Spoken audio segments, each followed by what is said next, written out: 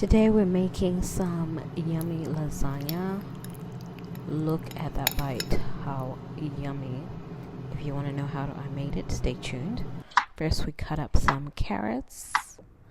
Then we're going to cut up some celery.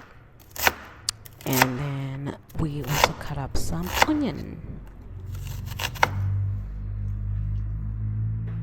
After we've cut up all our veggies, we're going to saute them in a saucepan with a little bit of olive oil.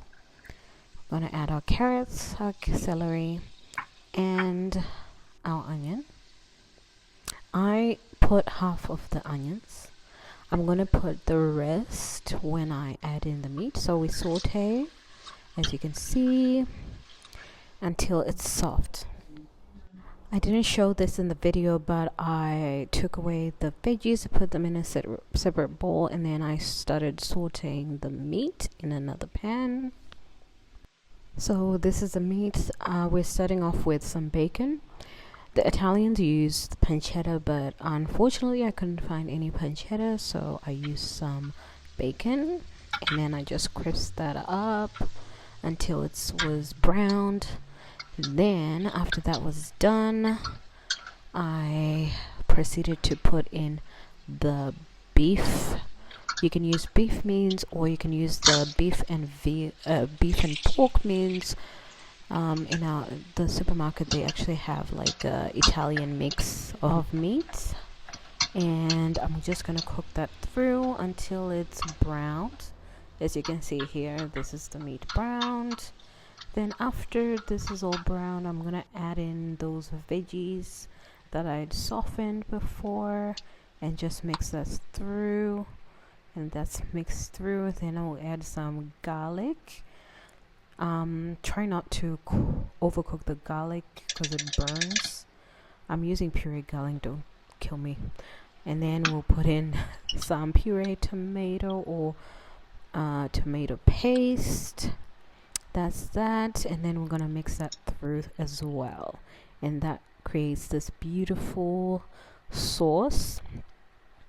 And then to the sauce I'm gonna add some chicken stock to help with the liquid, then add milk. You usually use red wine, but I don't drink, so there's no red wine. We'll use the chicken stock. Then you melt some butter. To the butter you add flour, then you cook that through until it melts, until the butter melts and it sort of browns a bit. Then you're gonna whisk that through until it thickens, and then you add some milk gradually, and it becomes a creamy sauce. And that's what we're gonna add in between the layers for the lasagna. Whilst you're cooking that sauce, your beef ragu is simmering and thickening up. As you can see, this is it after, I'll say, about 2 hours on low temperature. It looks really nice and thick and rich and creamy. Then we're going to start assembling our lasagna. So I start off with the sauce on the bottom layer.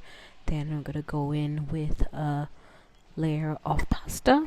I forgot to record, but I parboiled the pasta for about maybe 5 minutes, then just to get it soft and pliable. You can do it with dry pasta, but I prefer to have it cooked. It just makes the process a little bit more user friendly. I think it's easier for me because you can see that the pasta is nice and flat, and yeah. So you're gonna keep repeating the process. I repeated it for like 3 times until you reach the top. Then I'm gonna do first the meat sauce on top of the pasta, and then I'm gonna go ahead and put in the bechamel sauce on top. Unfortunately, I ran out of bechamel sauce, and I also didn't warm it up. I should have warmed it up so that it's more fluid, and then it would cover more surface area, but I managed to make do. I used a flat spatula to just spread through the bechamel and cover as much surface area as I could, and then I went on top with cheese.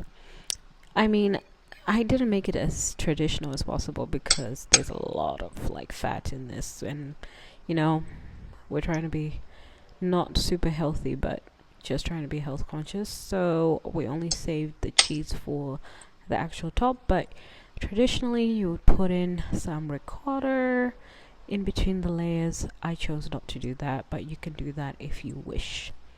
And that's the pasta done. Then we put it in the oven, have it bake for half the time covered and half the time uncovered to get it nice and crispy on the top, and then we're done. This is the result.